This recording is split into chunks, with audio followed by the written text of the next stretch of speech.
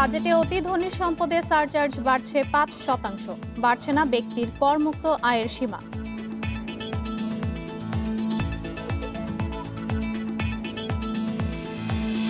Finance company আইন ২০২১-এর খসড়ার নীতিগত অনুমোদন, আইন লঙ্ঘনে সর্বোচ্চ ১ কোটি টাকা জরিমানার বিধান।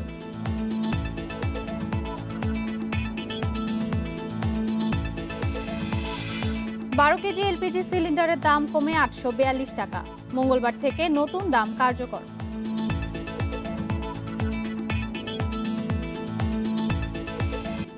আমন্ত্রণ অর্থনীতি সারাদিনে আপনাদের সাথে আছে আমি ইশরাত রুমা। শুনছিলেন শিরোনাম, জানাবো বিস্তারিত সংবাদ। আসছে বাজেটে কর বাড়ছে অতি ধনীর সম্পদে। জাতীয় রাজস্ব বোর্ড এনবিআর কর্মকর্তারা জানিয়েছেন, আয় বাড়াতে সম্পদের ওপর সারচার্জ বাড়ানোর প্রস্তাব করা হচ্ছে। তবে ব্যক্তির করমুক্ত আয়ের সীমা বাড়ছে না। কর বাড়ছে না গাড়ি, ফ্ল্যাট ও জমি কেনাবেচা নিবন্ধনে। বাংলাদেশ ব্যাংকের হিসাবে কোটিপতি আমানতকারীর সংখ্যা প্রায় ৯৪,০০০। প্রতি বছর এই তালিকায় যুক্ত হচ্ছেন ৫,০০০ জন। গবেষণা বলছে ব্যাংক খাতের মোট আমানত প্রায় ১২ লাখ কোটি টাকা, যার ৪৫% মালিক মাত্র ৪৩,০০০ জন। শুধু ব্যাংক হিসাবেই নয়, কুক্ষিগত হচ্ছে স্থাবর সম্পদও। নিট সম্পদ ৩ কোটি টাকার বেশি হলে সারচার্জ আদায় করে সরকার। বর্তমানে ধনীদের সম্পদকে ৭ ভাগে ভাগ করে ৩০% পর্যন্ত কর আদায় করা হচ্ছে। আসছে বাজেটে সম্পদের পরিমাণ ৫০ কোটি টাকার বেশি হলে কর বাড়বে ৫%। সারচার্জ নির্ধারণের স্তর ৭ থেকে কমিয়ে ৫ করা হতে পারে। বৈষম্য আরও বেড়েছে করোনাকালে, সুতরাং এই বৈষম্যের জায়গা থেকে সরকারের রাজনৈতিক দৃষ্টিভঙ্গি প্রকাশ করা এবং সেই অনুযায়ী সেটি রাজস্ব কাঠামোতে অন্তর্ভুক্ত করার প্রয়োজন রয়েছে। আমাদের কাছে মনে হয় যে এটি একটি যৌক্তিক বিষয়। জমি, গাড়ি, ফ্ল্যাট বেচা কেনার কর কাঠামোয় তেমন পরিবর্তন আসছে না। তবে কালো টাকা সাদা করার অবাধ সুযোগ বাতিল হতে পারে, এমন খবরে হতাশ আবাসন খাতের উদ্যোক্তারা। তারা বলছেন, নীতি সহায়তার অভাবে ওষুধ, পোশাক, কৃষি খাতের মতো বিকশিত হতে পারেনি আবাসন শিল্প। এই অর্থ বিনিয়োগের কারণে আমাদের আবাসন ব্যবসায়ীরা অত্যন্ত ভালো করেছে এবং আবাসন ব্যবসায় চাঙ্গা হয়েছে। বিগত দিনের মতো যদি আগামী অর্থ বছরেও যদি আমাদের রেজিস্ট্রেশন ফি সহ অপ্রদর্শিত অর্থ বিনিয়োগের সুযোগ থেকে যায়, তাহলে দেশের অর্থনীতিতে এই সেক্টরটা অনেক অবদান রাখবে বলে আমরা মনে করি। বাংলাদেশে আমরা কিভাবে ৪০০ square feet, ৩০০ square feet, ৮০০ square feet, ৬০০ square feet ছড়িয়ে দিতে পারি, যাতে মানুষ বস্তিতে না থাকে। লো ইনকাম হাউজিং মানুষেরও কিন্তু বাসা লাগে, তাদের কিন্তু এখনো কোনো প্ল্যানিং এর অংশ হয় নাই। আমি বলবো যে government should invest and give us incentive to invest on those properties. চলতি বাজেটে ব্যক্তির করমুক্ত আয়সীমা বাড়ানো হয় ৫০,০০০ টাকা। আসছে বাজেটে এতে তেমন পরিবর্তন থাকছে না। শুধু তৃতীয় লিঙ্গের নাগরিক যুক্ত হচ্ছেন নারী, মুক্তিযোদ্ধা ও বয়স্কদের কাতারে।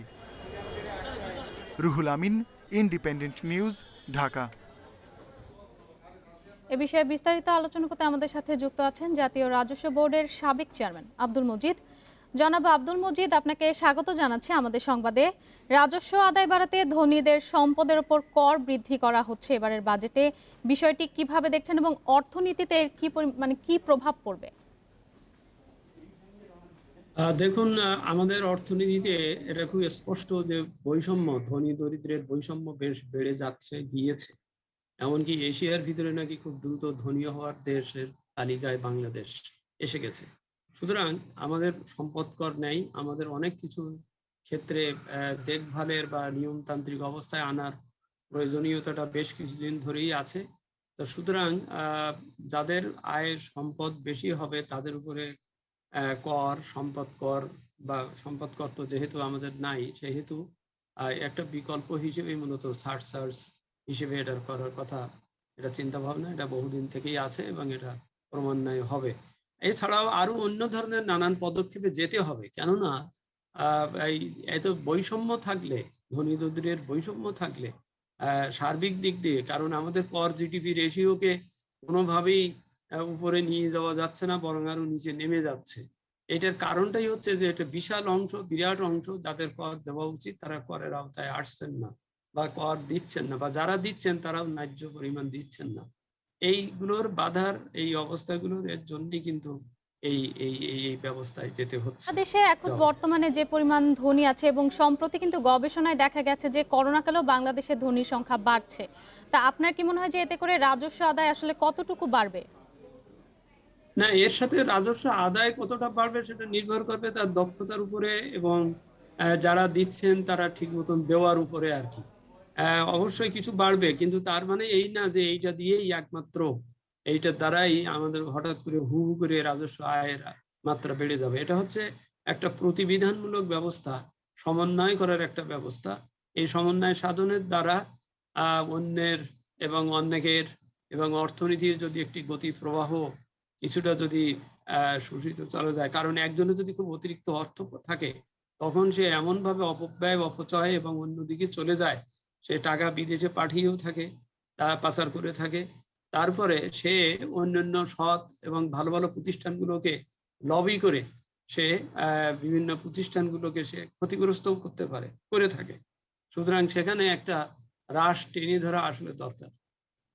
আপনি নিজেই একটু আগে বলছিলেন যে ধনী এবং গরিবের বৈষম্য অনেক বেড়েছে এবং আমরা দেখছি যে গেল বছর থেকে করোনার কারণে কিন্তু অর্থনীতিও খুব একটা মানে ভালো অবস্থানে নেই। তো এই সময় আগামী অর্থ বছরে রাজস্ব আদায় বাড়ানো কিন্তু একটি বেশ বড় চ্যালেঞ্জ। কি কি করা প্রয়োজন আপনি কি মনে করছেন?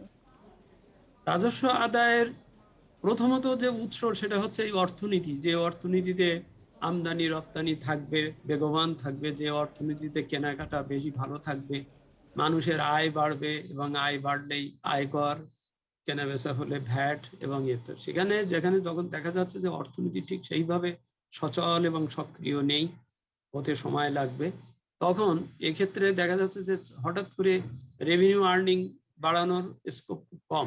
তবে এই নানান ধরনের সামষ্টিক অর্থনৈতিক ব্যবস্থাপনায় কিছু পরিবর্তন এনে, যেমন বিভিন্ন সরকারি সেক্টরগুলোতে যে টাকা, বহু টাকা তারা তাদের অ্যাকাউন্টে তারা রেখে দিয়েছেন, যেটা বছর 2 আগে সরকার একটা আইনও করেছিলেন, টাকাগুলো তারা যেন ফেরত দেন বা রাষ্ট্রীয় কোষাগারে দেন। এই ধরনের বিভিন্ন ব্যবস্থাপনার ব্যবস্থায় যেতে হবে, যেটুকু থাকে মামলা মোকদ্দমাগুলোকে যদি সহজীকরণ করে, যদি আইডেন্টিক্যাল করে সেগুলোকে বাড়ানো যায়, নিষ্পত্তি করা যায়, তাহলে সেখান থেকে কিছু হবে। এই ধরনের কিছু পারিপার্শ্বিক কার্যক্রম করা ছাড়া রেভিনিউ আর্নিং এর হঠাৎ করে চটজলদি বাড়াবার কোনো সহজ পথ নেই। আর ছোট করে আরেকটি বিষয় জানতে চাচ্ছিলাম যে কালো টাকা সাদা করার অবাধ সুযোগ বাতিল করা হচ্ছে মানে বাতিল করা হতে পারে, এটা কি প্রভাব করবে? আমি একটু ছোট করে উত্তরটা চাচ্ছিলাম। এটা প্রভাবের বিষয়টা হচ্ছে নৈতিকতার বিষয়টা হচ্ছে এই যে কিছুক্ষণ আগে আমি সংবাদে যেমন একজন বললেন যে আবাসন খাতে এটা দিলে খুব ভালো হতো ইত্যাদি। দিতে আপত্তি নাই, কালো টাকার অর্থনীতিতে আসুক সাদা টাকা, কিন্তু তার মানে এই না যে তাকে বিরাট কর ইনসেনটিভ দিতে হবে। কর ইনসেনটিভ দিলে 10% কর ইনসেনটিভ দিলে অন্যরা, সাধারণ করদাতারা, নতুন করদাতারা, নিয়মিত করদাতারা, সৎ করদাতারা রীতিমতো শাস্তি পাবেন। কেননা তারা তখন নিজেদেরকে বোকা মনে করবেন যে আমি কেন কর দিচ্ছি রেগুলার। সুতরাং নীতি নৈতিকতা ও ট্যাক্স জাস্টিস বজায় রেখে যদি সাদা টাকা কালো টাকাকে সাদা টাকায় রূপান্তর করা যায় এবং সেটা যদি এই পটেনশিয়াল খাতে যদি বিনিয়োগ হয়, অবশ্যই সেটা ভালো হবে। সুতরাং এই পদ্ধতি উঠিয়ে দিলে কি লাভ হবে এবং না দিলে কি হবে, এখানে সবকিছু প্রশ্নটা ওইটাই। এবং আমরাও আশা করব সরকার যে সিদ্ধান্তগুলো নেবে সেটাও যেন অর্থনীতির জন্য একটা ভালো সিদ্ধান্ত হবে। আপনাকে অসংখ্য ধন্যবাদ আমাদের সাথে যোগ দেওয়ার জন্য। আমরা আলোচনা করছিলাম জাতীয় রাজস্ব বোর্ডের সাবেক চেয়ারম্যান আব্দুল মজিদের সাথে। জানাবো পরবর্তী সংবাদ। এবারে শেয়ার বাজারের খবর। দরপতনের কবলে 2 স্টক এক্সচেঞ্জ। এতে একদিনের ব্যবধানে ঢাকা শেয়ার বাজারের প্রধান সূচক আবারও নেমে এসেছে 6000 পয়েন্টের নিচে। সপ্তাহে দ্বিতীয় কার্যদিবসে ডিএসইতে লেনদেন কমেছে 412 কোটি এবং 57% প্রতিষ্ঠানের শেয়ার দর। অন্যদিকে চট্টগ্রাম স্টক এক্সচেঞ্জের সার্বিক সূচক কমেছে প্রায় 20 পয়েন্ট। সোমবার দিনের শুরুর কিছুক্ষণ পরই সূচক কমতে থাকে ঢাকা স্টক এক্সচেঞ্জে। লেনদেন শেষে ডিএসইএক্স সূচক 17.7 পয়েন্ট কমে অবস্থান করছে 5990 পয়েন্টে। সূচকের পাশাপাশি কমেছে লেনদেনের পরিমাণ। ডিএসইতে মোট লেনদেন হয়েছে 1736 কোটি 33 লাখ টাকার শেয়ার, যা আগের কার্যদিবস থেকে 412 কোটি 87 লাখ টাকা কম। হাতবদলে অংশ নেওয়া 359টি কোম্পানি ও মিউচুয়াল ফান্ডের মধ্যে দর বেড়েছে 102টির, কমেছে 203টির এবং অপরিবর্তিত আছে 54টি প্রতিষ্ঠানের শেয়ার দর। লেনদেনের শীর্ষে থাকা প্রতিষ্ঠানের তালিকায় প্রথম অবস্থান ধরে রেখেছে বেক্সিমকো লিমিটেড, দ্বিতীয় কনফিডেন্স সিমেন্ট এবং তৃতীয় অবস্থানে লাফার্জ হোলসিম বাংলাদেশ। শতাংশের দিক থেকে দর বৃদ্ধির তালিকার প্রথম অবস্থানে কনফিডেন্স সিমেন্ট, দ্বিতীয় ডাচ বাংলা ব্যাংক এবং তৃতীয় অবস্থানে এমআই সিমেন্ট। অন্যদিকে চট্টগ্রাম স্টক এক্সচেঞ্জে সার্বিক সূচক কমেছে 19.77 পয়েন্ট, লেনদেন হয়েছে 58,93 লাখ টাকার share. Koptia Mumtahana, Independent News, Dhaka. Bank বহির্ভূত আর্থিক প্রতিষ্ঠানের অনিয়ম রোধে ফাইন্যান্স কোম্পানি আইন 2021-এর খসড়ার নীতিগত অনুমোদন দিয়েছে মন্ত্রিসভা। আইন লঙ্ঘনে সর্বোচ্চ 1 কোটি টাকা জরিমানার বিধান রাখা হয়েছে। সোমবার প্রধানমন্ত্রী শেখ হাসিনার সভাপতিত্বে মন্ত্রিসভার বৈঠক অনুষ্ঠিত হয়। ঋণখেলাপিদের দৌরাত্ম্য রোধে এই আইনে বিশেষ নির্দেশনা দেওয়া হয়েছে বলে জানান মন্ত্রিপরিষদ সচিব। অনিয়ম দুর্নীতিতে নাজুক অবস্থা দেশের বিভিন্ন আর্থিক প্রতিষ্ঠানের। দিন দিন আর্থিক প্রতিষ্ঠানগুলোর খেলাপি ঋণের পরিমাণও বাড়ছে। 4টি ব্যাংক বহির্ভূত আর্থিক প্রতিষ্ঠানের শীর্ষ পদে থেকে প্রায় 10,000 কোটি টাকা আত্মসাৎ করে পিকে হালদার। আর্থিক খাতে সংস্কার আনতে নানা উদ্যোগ নিচ্ছে সরকার। সোমবার ফাইন্যান্স কোম্পানি আইন 2021-এর খসড়ার নীতিগত অনুমোদন দিয়েছে মন্ত্রিসভা। মন্ত্রিপরিষদ সচিব বলেন, দেশের আর্থিক প্রতিষ্ঠানগুলোর স্বার্থে আইনে পরিবর্তন আনা হয়েছে। প্রতিষ্ঠানগুলোতে ঋণখেলাপিদের দৌরাত্ম্য রোধে নির্দেশনা দেয়া হয়েছে এই আইনে। অনেক লোকজন এটাতে আপনার একদম সর্বস্ব হারিয়ে গেছে, সেই জন্য এটা আলোচনার পরে এটা বিশেষ করে এইচপিএমই মেইনলি প্রথম তুললেন, যেগুলো একটা ক্যাপ করে দেওয়া যায় কিনা, সর্বোচ্চ এত টাকা জমা রাখতে পারবেন, আর রেট অফ ইন্টারেস্টও ফিক্স করে দিয়ে যায়। আইন লঙ্ঘনে সর্বোচ্চ 1 কোটি টাকা জরিমানা বা সর্বোচ্চ 7 বছরের জেল অথবা দুটির বিধান রাখা হয়েছে। দেউলিয়া করার বিষয়টা আমাদের প্রেজেন্ট আইন অনুযায়ী হাইকোর্টে যেতে হয়। তো ক্যাবিনেট একটা আজকে অবজারভেশন দিচ্ছে যে এই দেউলিয়া করার বিষয়টা আউটসাইড দ্য কোর্ট এটা ফয়সলা করা যায় কিনা কোনো অথরিটির মাধ্যমে, তাইলে অনেক সময় বা কমপ্লেক্সিটি কমে যাবে। মন্ত্রিপরিষদ সভায় আরও জানানো হয়, মোবাইল ব্যাংকিংয়ে জমা হওয়া জনগণের অর্থ অন্য কোথাও বিনিয়োগ করা যাবে না। Shamim Ahmed, independent News, Dhaka. স্বাস্থ্য মন্ত্রণালয়ের প্রাতিষ্ঠানিক সক্ষমতা না বাড়িয়ে বরাদ্দ বাড়ালে কোনো লাভ হবে না, বরং বরাদ্দ দেওয়া অর্থের অপচয় হবে বলে আশঙ্কা করছে গবেষণা প্রতিষ্ঠান centre for policy dialogue CPD. সোমবার সিপিডি আয়োজিত এক ভার্চুয়াল ব্রিফিংয়ে এসব কথা উঠে আসে। বাজেটের সঠিক বাস্তবায়নের জন্য অন্তর্বর্তীকালীন পর্যালোচনা এবং সম্প্রসারণমূলক রাজস্ব নীতির পরামর্শ সিপিডির। বেসরকারি গবেষণা সংস্থা সেন্টার ফর পলিসি ডায়ালগ সিপিডির গবেষণা বলছে, চলতি অর্থ বছরের জুলাই থেকে এপ্রিল মাসে বাজেট বাস্তবায়ন হয়েছে 42 ভাগ, যেখানে আগের অর্থ বছরে হার ছিল প্রায় 44 ভাগ। এ সময় রাজস্ব আদায়ে 13.3 ভাগ প্রবৃদ্ধি থাকলেও প্রতি বছরের মতো চলতি অর্থ বছরেও রাজস্ব ঘাটতির আশঙ্কা করছে সিপিডি। বাজেট যথাযথ বাস্তবায়নের জন্য সম্প্রসারণমূলক রাজস্ব নীতি প্রণয়নের কথা বলছে সংস্থাটি। বাস্তবায়ন সক্ষমতার যে মধ্যমেয়াদী দিকগুলি, সেগুলোর দিকে আমরা নজর যথেষ্ট পরিমাণে দিচ্ছি কিনা, এবং তার ফলেই এই কোভিডের মতো যখন নাকি ঝুঁকিপূর্ণ সময় আসে, তখন কিন্তু এই দুর্বলতাগুলির কারণে আমরা যথেষ্ট যে পরিমাণ অর্থ আমাদের ব্যয় করা প্রয়োজন সেটা আমরা করতে পারি না। সরকার যেটি প্রায়শই করে থাকেন সেটি হলো ব্যয় কাঠামো ঠিক করে পরে আয় কাঠামোর দিকে যান। এই ব্যয় ঠিক করে আয় ঠিক করার কাঠামো থেকে বেরিয়ে এসে বরঞ্চ আয়ের সঙ্গে সঙ্গতিপূর্ণ ব্যয়, এরকমভাবেই আসলে সরকারের বাজেট কাঠামো ঠিক হওয়ার প্রয়োজনীয়তা রয়েছে। আলোচকরা বলেন, জিডিপির অন্তত 4 ভাগ সামাজিক নিরাপত্তা কর্মসূচির জন্য থাকা দরকার। বাজেটে এর প্রতিফলন দেখা যায় না। পাশাপাশি মহামারী পরিস্থিতিতে স্বাস্থ্য খাতে যে বরাদ্দ দেওয়া হচ্ছে, বিভিন্ন অনিয়ম ও অব্যবস্থাপনার কারণে তা কাজে আসছে না বলে জানান সংস্থার নির্বাহী পরিচালক। এই একটা খাতের যে অনিয়ম, দুর্নীতি এবং দুর্বলতা, এইগুলোর কারণে কিন্তু এই স্বাস্থ্য খাতে বরাদ্দ দিয়েও কোনো লাভ নেই। সুতরাং যেই বরাদ্দটা দেওয়া হয়েছে সেইটার বাস্তবায়নটা যথোপযুক্ত করাটাই হচ্ছে সবচেয়ে গুরুত্বপূর্ণ। এদিকে অর্থ বছরের শুরুতে খাদ্য মূল্যস্ফীতি স্থিতিশীল থাকলেও এপ্রিল মাসে বেড়ে দাঁড়িয়েছে 5.79 ভাগ। তবে ব্যয় সহনীয় পর্যায়ে রাখতে এবং বাজার তদারকির জন্য প্রাইস কমিশন করার পরামর্শ সিপিডির। কপ্তিয়া মুমতাহানা, ইন্ডিপেন্ডেন্ট নিউজ, ঢাকা। ভোক্তা পর্যায়ে তরলীকৃত প্রাকৃতিক গ্যাস এলপিজির 12 কেজি সিলিন্ডারের দাম কমেছে 64 টাকা। দাম সমন্বয় করে গ্রাহক পর্যায়ে 12 কেজি সিলিন্ডারের দাম 842 টাকা নির্ধারণ করেছে Bangladesh energy regulatory commission BERC. সকালে এক ভার্চুয়াল সংবাদ সম্মেলনে কমিশনের চেয়ারম্যান আব্দুল জলিল নতুন মূল্য তালিকা ঘোষণা করেন। এ সময় তিনি বলেন, চলতি মাসেও গ্রাহক পর্যায়ে 12 কেজি সিলিন্ডারের মূল্য ছিল 906 টাকা। এছাড়া 15 কেজি সিলিন্ডার গ্যাস 1053 টাকার বেশি বিক্রি করা যাবে না, আর 20 কেজির দাম রাখা যাবে সর্বোচ্চ 1404 টাকা। গাড়িতে ব্যবহৃত এলপিজির নতুন দাম লিটার প্রতি 41 টাকা 74 পয়সা নির্ধারণ করা হয়েছে, যা আগে ছিল 44 টাকা 70 পয়সা। নতুন দাম জুনের 1 তারিখ থেকে কার্যকর করা হবে।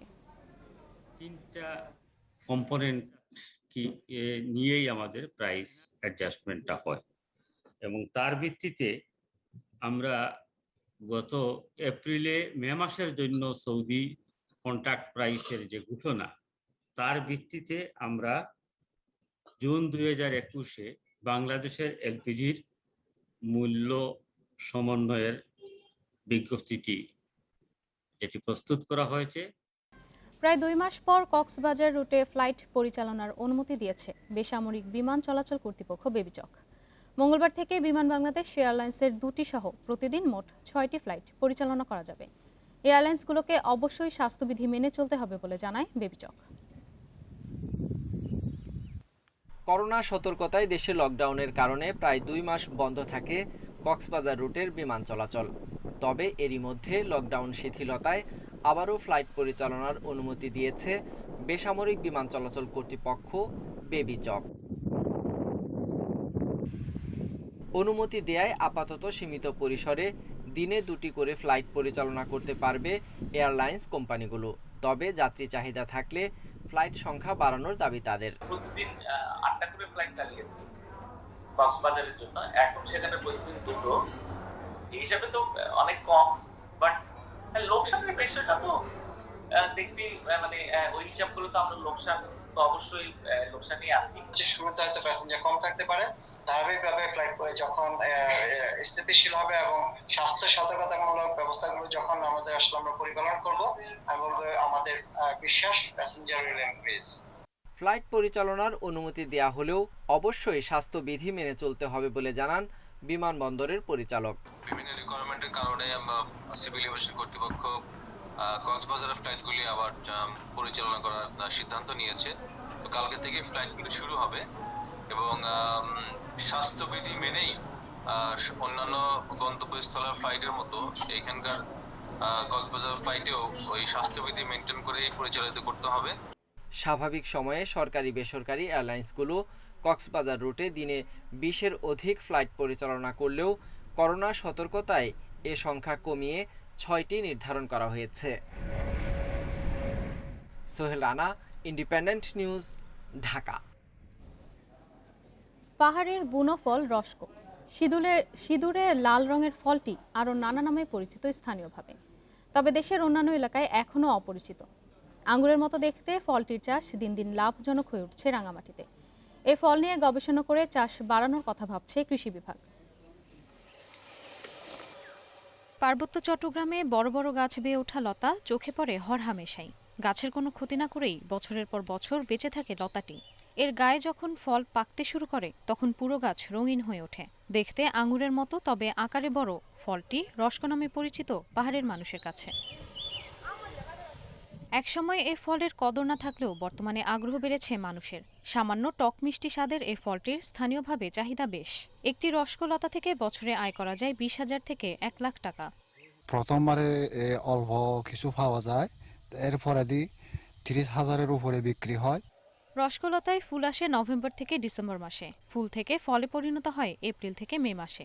এ ফল নিয়ে এখনো তেমন কোনো গবেষণা হয়নি, তবে পুষ্টিগুণে ভরপুর বলে ধারণা করা হয়। যেহেতু এটার বাজার ভ্যালু আছে, তবে আমাদেরকে চিন্তা করতে হবে, এটার গবেষণার দরকার আছে। গবেষণালব্ধ যদি থাকে তাহলে আমরা বলতে পারবো তার মধ্যে আরও কি আমাদের যে পুষ্টি গুণগুলো আছে, তাহলে পুষ্টির মানটা আমাদেরকে বের করে নিয়ে আসা লাগবে। রসকোর উৎপাদন নিয়ে স্থানীয় কৃষি বিভাগের কাছে কোনো তথ্য নেই। রসকো নিয়ে গবেষণা ও চাষাবাদ সম্প্রসারণের সুযোগ দেখছেন কৃষিবিদেরা। আমি ইতিমধ্যে আমাদের যে স্থানীয় গবেষণা প্রতিষ্ঠান তাদেরকে বলেছি, অনুরোধ করেছি এই ফলটা নিয়ে একটু গবেষণা করার জন্য, কারণ এটা একটা উদীয়মান ফসল, জনগণের প্রচুর চাহিদা আছে, যার প্রেক্ষিতে এটা রসকো বা রক্ত ওটা যে নামে পরিচিত হোক না কেন, এটার ব্যাপারে আমাদের অনেক কাজ করার সুযোগ আছে। এপ্রিল ও মে মাসে রসকো বাজারে পাওয়া যায়। স্থানীয় বাজারে এই ফলটি বিক্রি হয় 300 থেকে 400 টাকা কেজিতে। Independent News desk. ছাত্রছাত্রীদের জন্য কোটি টাকার শিক্ষাবৃত্তি দেওয়ার ঘোষণা দিয়েছে Bangladeshi super brand Walton. June মাস থেকে Walton laptop, computer, tablet, PC ইত্যাদি কিনলেই ছাত্রছাত্রীদের জন্য নিশ্চিত শিক্ষাবৃত্তি থাকবে বলে জানিয়েছে প্রতিষ্ঠানটি। রোববার রাজধানীর বসুন্ধরায় অনলাইনে এক অনুষ্ঠানের মাধ্যমে এই শিক্ষাবৃত্তি প্রকল্পের উদ্বোধন করেন শিক্ষামন্ত্রী দীপু মনি। এ প্রকল্পের আওতায় পরবর্তী 3 মাসে শিক্ষার্থীদের অন্তত 1 কোটি টাকা দেবে ওয়ালটন ডিজিটেক ইন্ডাস্ট্রিজ লিমিটেডের ল্যাপটপ বিভাগ। এক্ষেত্রে শিক্ষার্থীরা ওয়ালটনের প্রতিটি ডিজিটাল ডিভাইস ক্রয়ে 2,000 টাকা থেকে সর্বোচ্চ 1 লাখ টাকা পর্যন্ত শিক্ষাবৃত্তি পাবে। পাশাপাশি শিক্ষার্থীদের জন্য থাকবে বিনা সুদে 12 মাসের কিস্তি সুবিধা। কিশোরগঞ্জে অজানা রোগে আক্রান্ত হয়ে কয়েক হাজার হেক্টর জমির পাট গাছ নষ্ট হওয়ার পথে। বিদেশি কেনাফ জাতীয় বীজ দিয়ে আবাদ করা এই রোগের ধরন ও প্রতিকার কোনোটাই জানে না পাট গবেষণা ইনস্টিটিউট। কৃষকদের অভিযোগ, তাদের এমন দুরবস্থায় পাশে পাচ্ছে না কাউকে। তবে কৃষি বিভাগ বলছে ক্ষতিগ্রস্তদের প্রয়োজনে সরকারি সহায়তা দেওয়া হবে। ঋণ করে 3 কাঠা জমিতে পাটের আবাদ করেন কিশোরগঞ্জের করিমগঞ্জ উপজেলার কুরসা গ্রামের ফাইজুল ইসলাম। তবে পাট গাছ হলুদ রং ধারণ করার অল্প সময়ের মধ্যেই মরে যাচ্ছে। তার কষ্টের ফসল নিয়ে কোনো প্রতিকার না পেয়ে অসহায় এই কৃষক। মানে কোনো লোক আমাদের খবর টবর নেয় না। ওখানে আমরা 3 কাঠা জমি কি করতে পারি? আমার তো একবারে মাথায় হাত। আমি এটা ঋণ করে করছি। একই অবস্থা জেলার কয়েক হাজার কৃষকের। অজানা রোগে পাটের গাছ হলুদ হয়ে শুকিয়ে যাওয়ায় ক্ষতির আশঙ্কায় তারা। এই বছর তো আমরা মাঠে শেষ, কৃষি বিভাগের তো আমরা কয় খবরই লয় না। আমরা কি করবাম আমরা এটা বুঝতে পারতাছি না। এমনকি নাইলে এগুলো থাকবে না, এইভাবে পুড়ে যাবে। আমরা তো এগুলো অনেক খরচপাতি করে এই জমিগুলো করছি, একটা ফসলের আশা নেই, কিন্তু এখন তো আশা দেখতেছি ঘুরে বালির মতো।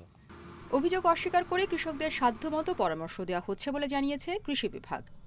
কৃষকদেরকে বিষয়ে প্রয়োজনীয় পরামর্শ দিচ্ছেন। যদি এটার ফয়সলা না হয়, সমাধান যদি না হয়, তাহলে আমরা ক্ষতিগ্রস্ত কৃষকের তালিকা কৃষি মন্ত্রণালয়ে প্রেরণ করব। সরকারের পক্ষ থেকে যদি কোনো সুবিধা পাওয়া যায়, আর্থিক সুবিধা, আমরা কৃষকদের মাঝে ক্ষতিগ্রস্ত কৃষকদের মাঝে সে আর্থিক সুবিধা বিতরণ করব। ভারতীয় কেনাফ জাতীয় বীজ দিয়ে আবাদ করায় এই রোগ সম্পর্কে এখনও গবেষণা চলছে বলে জানিয়েছে পাট গবেষণা ইনস্টিটিউট। কি কারণে হলুদ হয়ে যাচ্ছে যে ভাইরাসটা, ওই ভাইরাসটা এখনো আমরা শনাক্ত করতে পারিনি। তবে আমরা ব্যাপকভাবে গবেষণা করে যাচ্ছি যে কি ধরনের ভাইরাসের কারণে এই পাতা হলদে হয়ে যাচ্ছে সেটা বের করার জন্য। এবছর কিশোরগঞ্জে 16,780 হেক্টর জমিতে আবাদ হওয়া পাটের মধ্যে 7,880 হেক্টরই ভারতীয় কেনাফ জাতের। Independent News desk. এবারে জানাবো বিশ্বের প্রধান মুদ্রার সাথে টাকার আজকের বিনিময় হার। অপরিবর্তিত রয়েছে যুক্তরাষ্ট্রের ডলারের দর, বিনিময় হচ্ছে 84 টাকা 90 পয়সায়। যুক্তরাজ্যের পাউন্ডের দর কমেছে, বিনিময় হচ্ছে 123 টাকা 54 পয়সায়। বেড়েছে ইউরোর দর, বিনিময় হচ্ছে 105 টাকা 65 পয়সায়। অপরিবর্তিত ভারতীয় রুপির দর, বিনিময় হচ্ছে 1 টাকা 24 পয়সায়। কমেছে সৌদি রিয়ালের দর, বিনিময় হচ্ছে 22 টাকা 74 পয়সায়। দর অপরিবর্তিত আরব আমিরাতে দিরহামের, বিনিময় হচ্ছে 23 টাকা 23 পয়সায়। কুয়েতে দিনারের দর অপরিবর্তিত, বিনিময় হচ্ছে 283 টাকা 79 পয়সায়। কমেছে মালয়েশিয়ান রিঙ্গিতের দর, বিনিময় হচ্ছে 20 টাকা 61 পয়সায়। শেষ করব অর্থনীতি সারাদিন, শিরোনামগুলো জানিয়ে দেব আরও একবার। বাজেটে অতি ধনীর সম্পদে সারচার্জ বাড়ছে 5%, বাড়ছে না ব্যক্তির করমুক্ত আয়ের সীমা। ফাইন্যান্স কোম্পানির আইন 2021-এর খসড়ার নীতিগত অনুমোদন, আইন লঙ্ঘনে সর্বোচ্চ 1 কোটি টাকা জরিমানার বিধান। 12 কেজি এলপিজি সিলিন্ডারের দাম কমে 842 টাকা, মঙ্গলবার থেকে নতুন দাম কার্যকর।